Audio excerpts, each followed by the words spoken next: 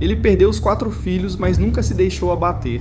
Ele viu sua família ser destruída e construiu uma fé forte o suficiente para sobreviver a impérios, perseguição e exílio. Ele levou sua espada à batalha, mas também alimentou os famintos e defendeu a igualdade entre todas as classes e castas. Ele tinha autoridade espiritual absoluta, mas se humilhou diante de seus seguidores e pediu que o iniciassem.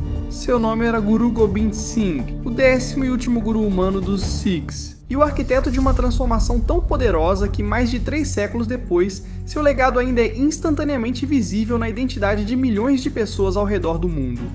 Se você quer saber como a visão de um homem criou uma comunidade resiliente, este episódio é para você. Sikhismo e Sikhi são filosofias que me interessam muito. Acho fascinante e adoro o povo Punjabi de modo geral e a fé Sikh, e considero admirável em muitos aspectos. Guru Gobind Singh é um exemplo. Agora sente-se, relaxe e seja bem-vindo ao Religion Camp.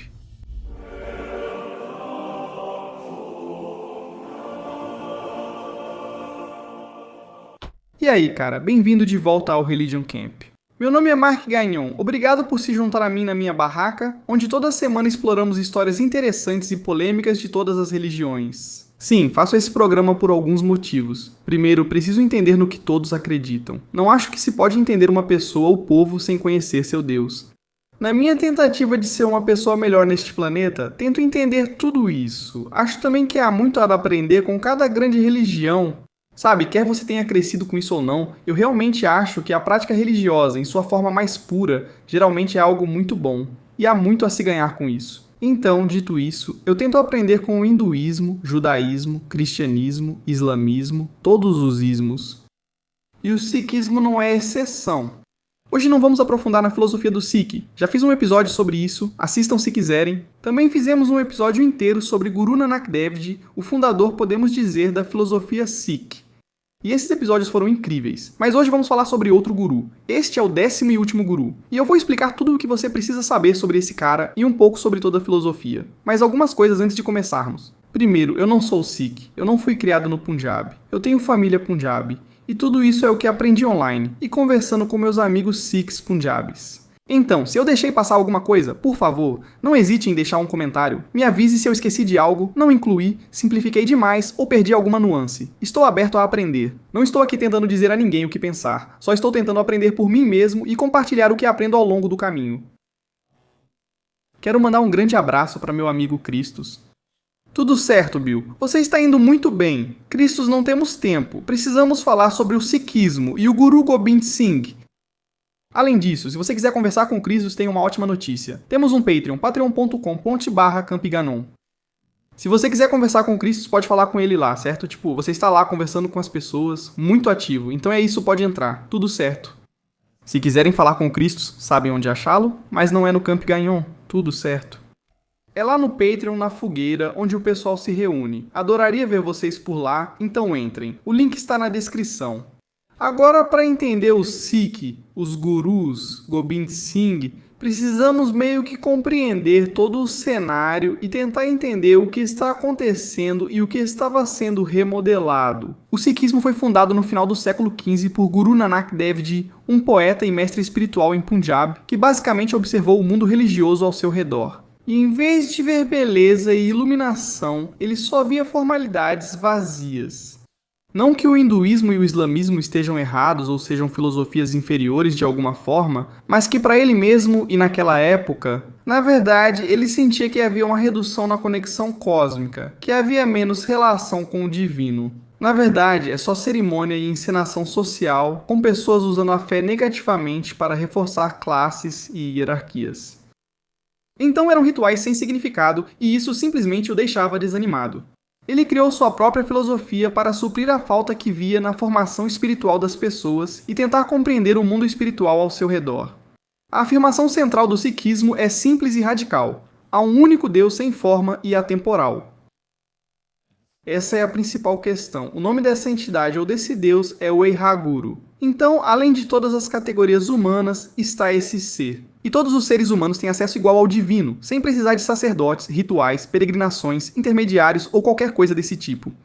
E isso pode soar estranho, mas a mensagem era explosiva para a época, afirmando que Deus era sem forma, além das categorias humanas, que você não precisa de um sacerdote, um imã, rituais ou qualquer outra coisa para ter acesso a esse Deus. Basicamente, isso desconsidera todas as estruturas religiosas, a hierarquia, a organização e as instituições que existiam naquela época, especialmente na cultura dele. Segundo o Guru Nanak, o sistema de castas tornou-se ilegítimo. Porque, de novo, a casta é uma estrutura social reforçada pela religião, onde alguns nasciam na classe Brahmani, ou sacerdotal, e outros na classe guerreira, e até chegar aos Dalits, ou intocáveis, que basicamente não têm status algum e você simplesmente nasce nessa condição. E é isso que os deuses ou Deus basicamente determinaram para a sua vida. Mas agora, com essa nova filosofia de que todas as pessoas têm acesso igual ao divino, o que são essas castas? Qual é o propósito disso? Mulheres e homens agora eram espiritualmente iguais.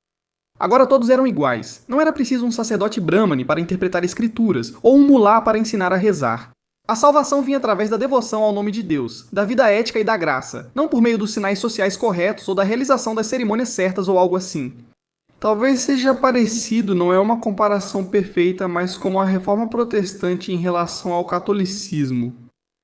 Não é perfeito, então não leve isso ao pé da letra. Mas Martinho Lutero aparece e basicamente diz algo como: olha, vocês têm a Igreja Católica. Ela tem todos esses rituais, indulgências e corrupção, blá blá blá. Você na verdade não precisa da igreja institucional. Você só precisa ter acesso às escrituras porque vale o princípio da sola escritura. Ou seja, tudo que está ali é verdade e toda a comunhão de Deus com os humanos está nesse livro.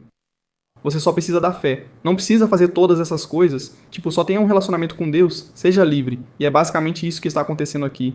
Você tem Guru Nanak Dev Ji dizendo algo como: podemos simplesmente... Essa é uma ótima citação que resume bem. A verdade é elevada, mas viver com verdade é ainda mais elevado. Então não basta saber o que é certo, você tem que viver isso e não precisa operar dentro de um sistema institucional. Então, quando Guru Gobind nasce em 1666, já haviam existido 9 gurus em sucessão, cada um construindo sobre os ensinamentos do anterior. A comunidade Sikh era alfabetizada e organizada em instituições chamadas Gurdwara, que funcionam como portais para o guru. E eles tinham bastante consciência de sua identidade distinta. O Gurdwara, você pode pensar nele como um templo Sikh. Mas a comunidade deles também se tornava mais vulnerável. Crença não impede exércitos, certo? Devoção não protege de perseguição política ou execução. Então vamos avançar para Guru Gobind Singh. O Império Mogol no final do século XVII não era apenas um poder político. Era um estado onde a autoridade política e a autoridade religiosa estavam profundamente fundidas. Então o imperador, esse cara, Aurangzeb, governou de 1658 a 1707. Ele era um muçulmano profundamente conservador que acreditava que sua legitimidade vinha em parte do seu papel como defensor e executor da lei islâmica. Ele restabeleceu o imposto jizya aos não-muçulmanos, destruiu templos e pressionou conversões. E os não-muçulmanos que não se convertiam não eram só dissidentes religiosos, mas também um problema político no império dele que precisava ser enfrentado. Os Sikhs já eram um problema para o Estado Mughal, pois rejeitavam o sistema de castas, o que ofendia a ordem social hindu. Eles rejeitavam a autoridade dos governantes muçulmanos em rebelião religiosa e política. Então, todos na região, majoritariamente hindus e muçulmanos, detestam esse novo terceiro grupo, que faz uma ponte entre eles por estar no meio. Eles não são hindus nem muçulmanos. Eles são o terceiro grupo, e isso desagrada as pessoas. Então, em 1675, quando Guru Gobind Singh tinha apenas 8 anos, seu pai, Guru Teg Bahadur, foi preso e levado para Delhi. O pretexto foi que ele havia se manifestado contra as conversões forçadas dos hindus da Caxemira.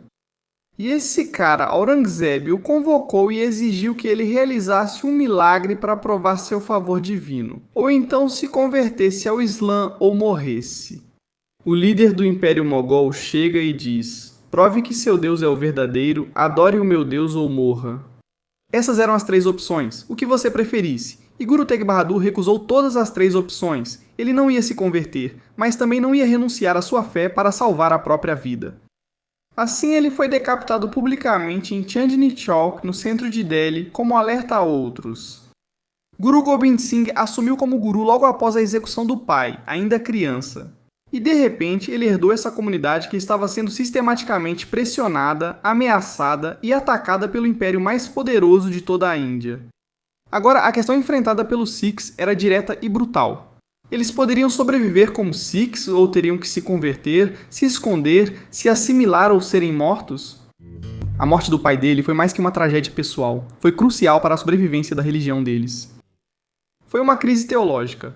Então Guru Gobind Singh e toda a sua visão religiosa foram moldados por uma realidade simples e brutal. A fé sob cerco não pode sobreviver apenas com piedade.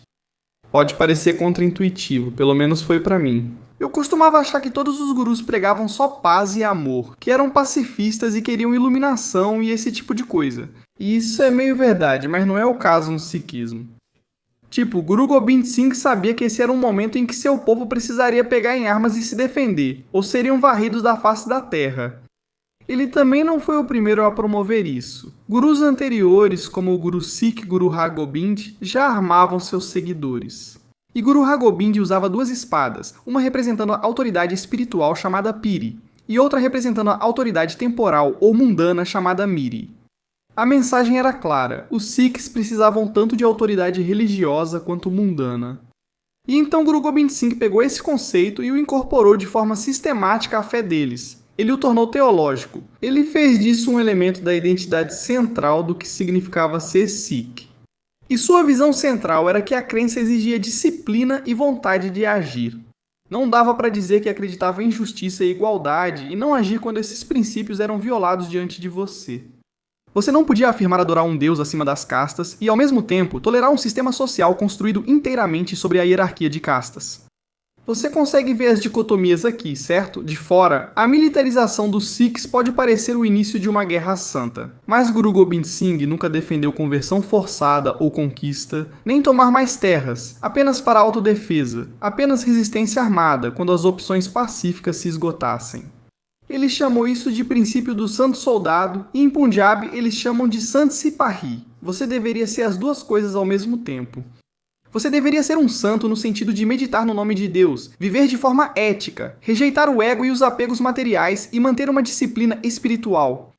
Um soldado é fisicamente treinado, disciplinado mentalmente e pronto para agir. Você era capaz e disposto a se defender, e essas qualidades se complementavam, equilibrando-se. Para muitos Sikhs modernos, esse princípio ainda define seu papel no mundo. Por isso, as comunidades mantêm forte tradição de seva, o serviço altruísta. Por isso, mantém os langars, cozinhas comunitárias gratuitas que alimentam todos, independentemente de religião, casta ou origem. Qualquer pessoa no mundo pode simplesmente ir a um langar, e o maior deles fica no Templo Dourado, em Punjab, e eles vão te alimentar. Você pode fazer uma refeição e ainda pode contribuir ajudando a alimentar outras pessoas e a lavar a louça. Por isso, voluntários Sikhs geralmente são os primeiros a ajudar em desastres ou crises humanitárias, pois sua fé ensina que ser santo não impede ser soldado. Em 1699, Guru Gobind Singh convocou todos os Sikhs para se reunirem em Andapur Sahib. E é um lugar no Punjab onde acontecia um festival de primavera conhecido como Vaisakhi. Milhares vieram de toda a região, e ele ficou diante dessa multidão enorme com uma espada na mão, e fez uma pergunta que deve ter parecido loucura na época. Ele basicamente diz: quem entre vocês está disposto a me dar sua cabeça? Quem realmente está disposto a ter a cabeça cortada? E ficou em silêncio. Então um homem se levanta, Daya Ram, um Khatri de Lahore, e basicamente disse que estava disposto. Guru Gobind Singh o levou para uma tenda, onde se ouviu o som de uma espada atingindo algo. E o guru saiu sozinho, sua espada estava pingando sangue, e então ele fez a pergunta novamente. Quem está disposto a perder a cabeça? E outro homem se levantou, Dharam Das, um Jat de Hastinapur, e a mesma coisa aconteceu. Depois veio um terceiro, Mukam Chand, alfaiate de Dwarka, um quarto, Sahib Chand, barbeiro, e um quinto, Himat Rai, carregador de água. Agora você percebe algo sobre esses caras. Esses 5 homens vêm de castas, regiões, ocupações e enclaves étnicos diferentes. E na rígida hierarquia social da época, eles nunca teriam sido iguais. Então Guru Gobind Singh trouxe os 5 homens para fora da tenda, vivos e ilesos. E o teste nunca foi sobre morte real. Foi sobre compromisso e disposição, sobre se eles realmente falavam sério quando afirmavam seguir o caminho do Guru. Esses 5 homens ficaram conhecidos como os Panch Pyare, os 5 amados. E então Guru Gobind Singh fez algo notável na história da liderança religiosa, algo que é realmente estranho, até mesmo para os dias de hoje. Ele pediu para que eles o batizassem. Ele, o guru, o iluminado, ajoelhou-se diante deles e pediu para ser iniciado na ordem que ele mesmo estava criando. Isso não era uma cerimônia de coroação. Essa ação mostrava compromisso mútuo, indicando que ele não estava acima, mas fazia parte da comunidade. Ele deu autoridade a eles, e então se submeteu àquela mesma autoridade. Ele era o guru deles, sim, mas também era seu irmão. Todos eram iguais na calça. Esta é a mesma cerimônia de batismo em que ele pediu para ser iniciado por eles. E naquela calça todos estavam conectados. A cerimônia que Guru Singh criou naquele dia foi chamada de Amrit Sanchar, a cerimônia do néctar. A água era misturada com açúcar e mexida com uma espada de 2 gumes, enquanto orações eram feitas. Beber isso simbolizava compromisso total com o caminho do Guru. Se você recebesse a iniciação Khalsa e tomasse o Amrit, você concordava em seguir obrigações que seriam codificadas ao longo dos séculos no que hoje é conhecido como Rihat Maryada. E você basicamente abria mão completamente da sua identidade de casta, e os homens adotavam o sobrenome Singh, que significa leão, um nome que declara coragem e força. E as mulheres adotavam o sobrenome Kaur, frequentemente traduzido como princesa ou soberana, declarando dignidade e independência de qualquer nome ou linhagem masculina.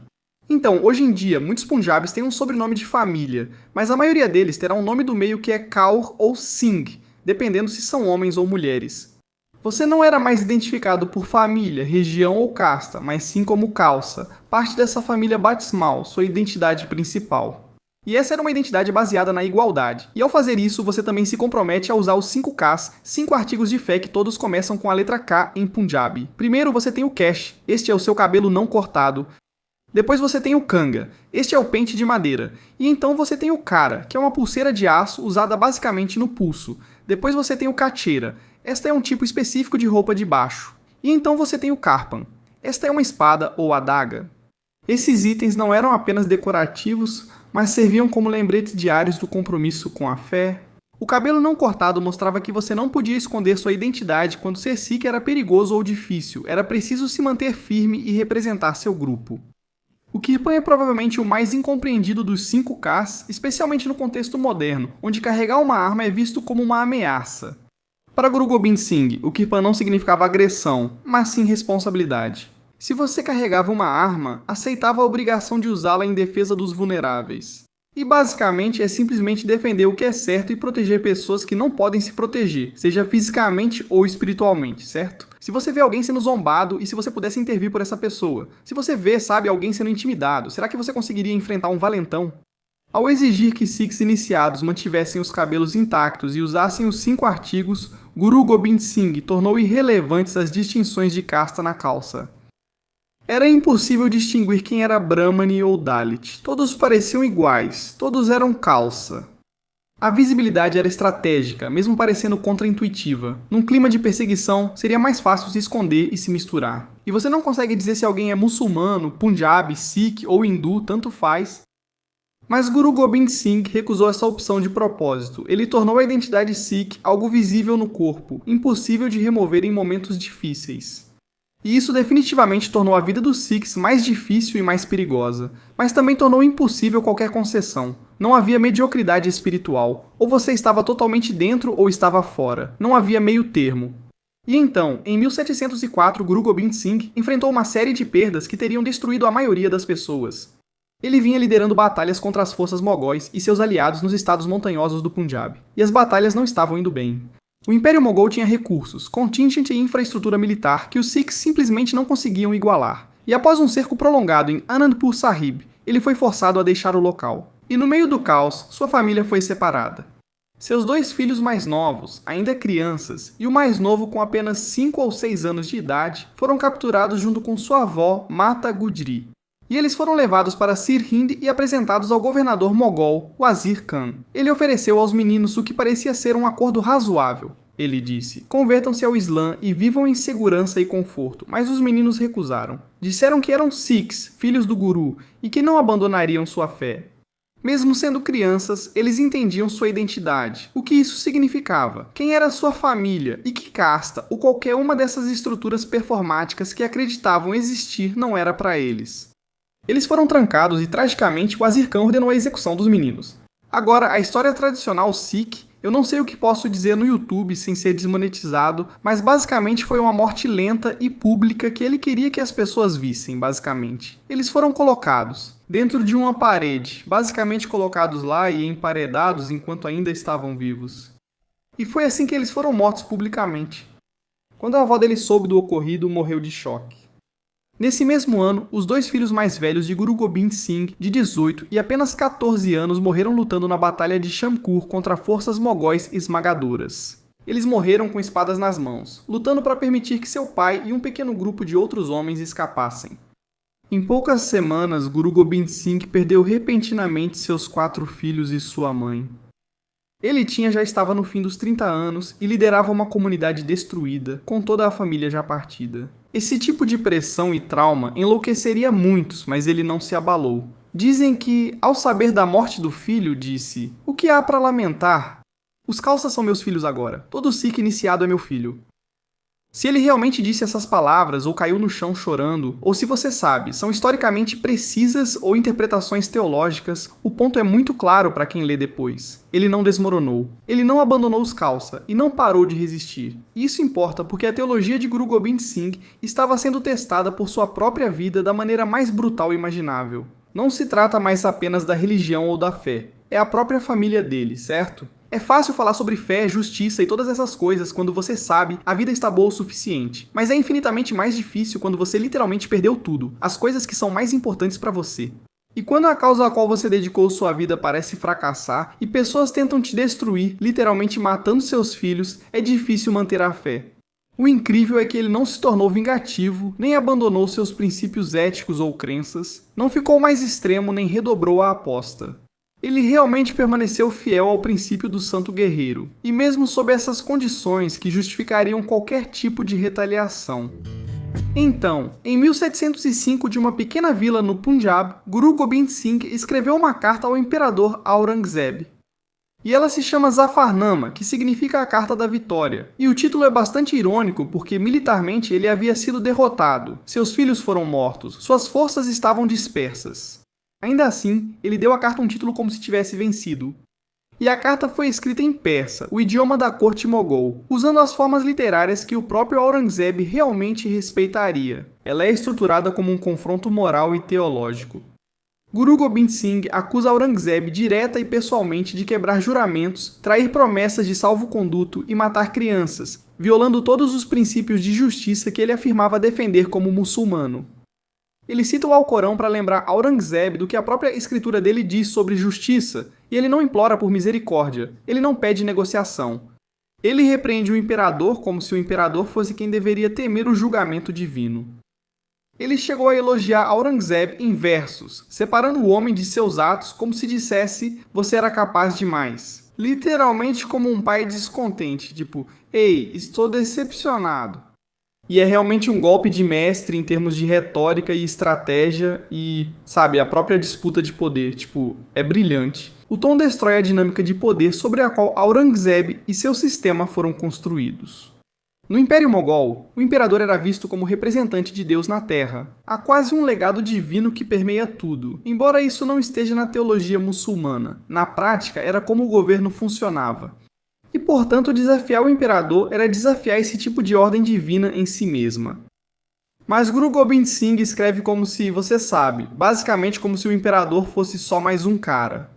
Aurangzeb recebeu a carta e, segundo relatos, ficou abalado. Meses depois, instruiu a garantir a passagem segura do guru e solicitou um encontro. Mas ele morreu em 1707, antes que o encontro acontecesse. Para os Sikhs modernos, o Zafarnama ainda é lido, recitado e citado. É um lembrete de que a coragem moral não depende de ter exércitos ou influência política. E é um lembrete de que a maneira como você responde a uma perda e ao sofrimento define mais o seu caráter e identidade do que a própria perda. Mais tarde, em outubro de 1708, Guru Gobind Singh foi ferido pela lâmina de um assassino em Nanded. E ele estava basicamente morrendo. Ele tomou sua decisão final, talvez a mais revolucionária. Ele declarou que após sua morte não haveria mais gurus.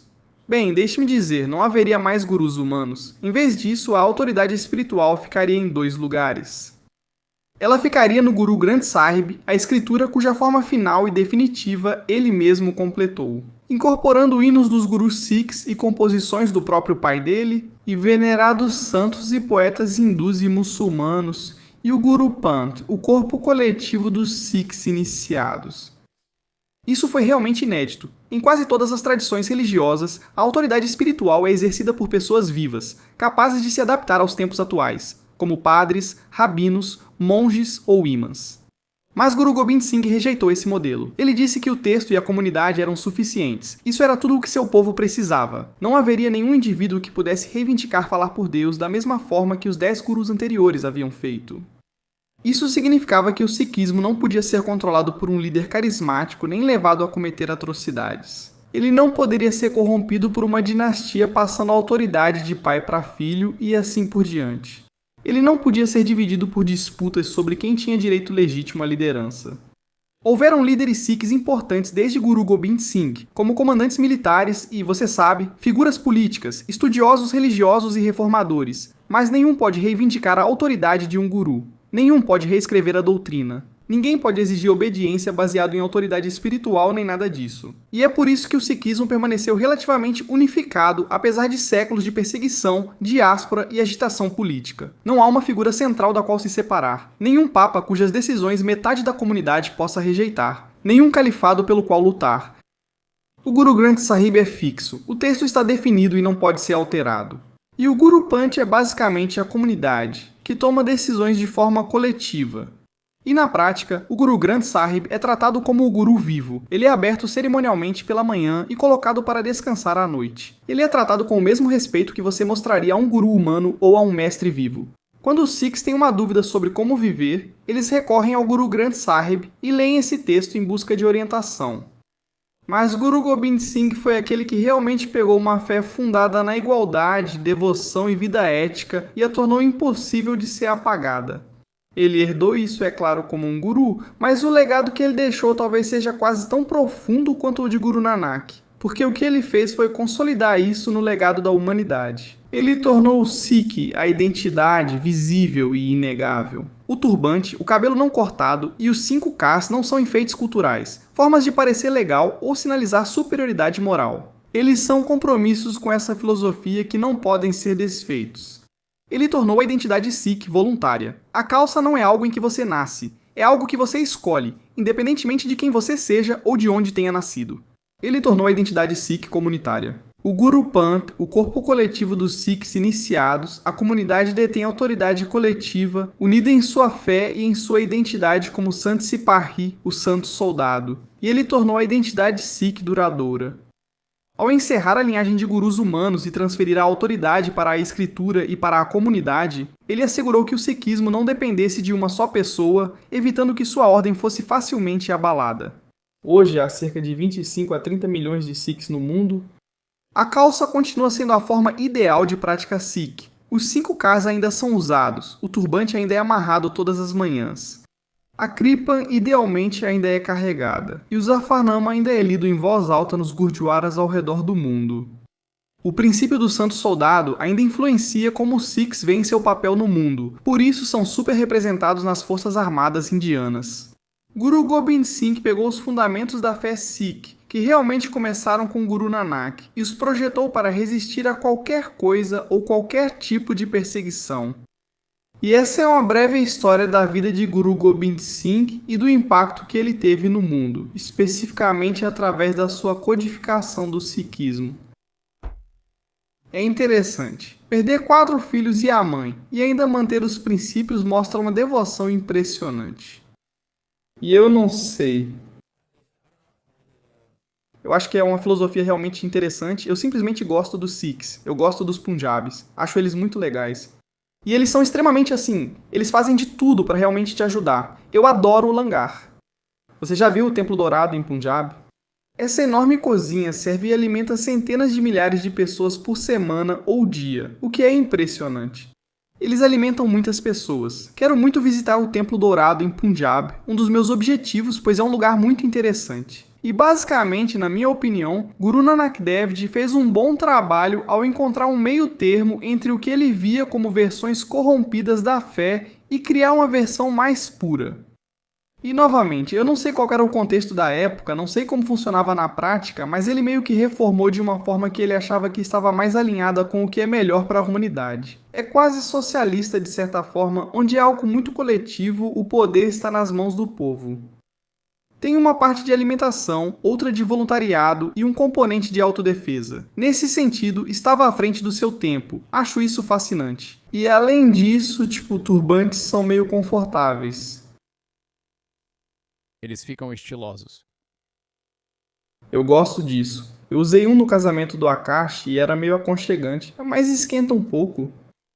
Você também tem muito cabelo? O Six também. Exatamente. É isso que eu estou dizendo. Eu até poderia ser Sikh. O que eu faço nessa situação? Boa pergunta, não sei. Acho que pode perder cabelo, mas não cortar, a menos que todos tomem finasterida. Talvez todos estejam em ramps, e só dizem que você precisa manter o cabelo. Esse é o único jeito de você realmente ser Sikh. Excomungado se você perder. Você tem alopecia? Então o que você faz? Nem é sua culpa então. É isso que eu tô dizendo, cara. Isso é loucura. Enfim, o que vocês acham? Se você é Sikh, Punjabi ou se cresceu em Brampton, me diga o que acha. Se eu deixei passar alguma coisa, por favor, comenta aí, me avisa. Se você nunca ouviu falar sobre isso antes, não sabia nada sobre isso, por favor, me avisa. Deixe um comentário e me avise. Schultz tem uma ótima piada sobre motorista de táxi, muito boa. Talvez devêssemos colocar o link. Confiram. Se você procurar, talvez a gente termine com isso ou algo assim. Devo incluir isso? Não teremos problema de direitos autorais do Schultz. Acho que não. Ok, acho que não. Achei que era uma piada engraçada. De novo, sou muito fã de usar comédia para educar as pessoas. E é isso, basicamente o Sigs vai usar o Kuta. Sim, eles usam no pulso quase como parte do estojo, servindo de escudo ou proteção para o braço. Esta é uma versão reduzida disso. E o Schultz tem uma ótima piada, talvez incluamos no final. Se vocês gostam desse conteúdo, boa notícia. Lançamos o Religion Camp todo domingo. Se você gosta de conteúdo de história, ótima notícia. Temos o acampamento de história. A gente se aprofunda nas coisas mais interessantes que já aconteceram na história. Se você gosta de análises mais profundas e entrevistas com pessoas muito mais inteligentes do que eu, temos o acampamento Gagnon. Este é o canal principal onde falamos sobre tudo isso. Se você gosta do Religion Camp, será sempre bem-vindo. Também temos o Patreon Acampamento Gagnon, patreon.com/acampamento Gagnon, acampamento RD. Confira essa camiseta e outros produtos. Venha me ver ao vivo em turnê Mark Gagnon, ao vivo. Venha trocar uma ideia, apertar minha mão e curtir uma hora de stand-up. Dizem que é ótimo, não fui eu que disse. Acho horrível, mas por algum motivo as pessoas gostam. Que Deus abençoe todos, nos vemos no futuro. Paz e um domingo abençoado. Até a próxima.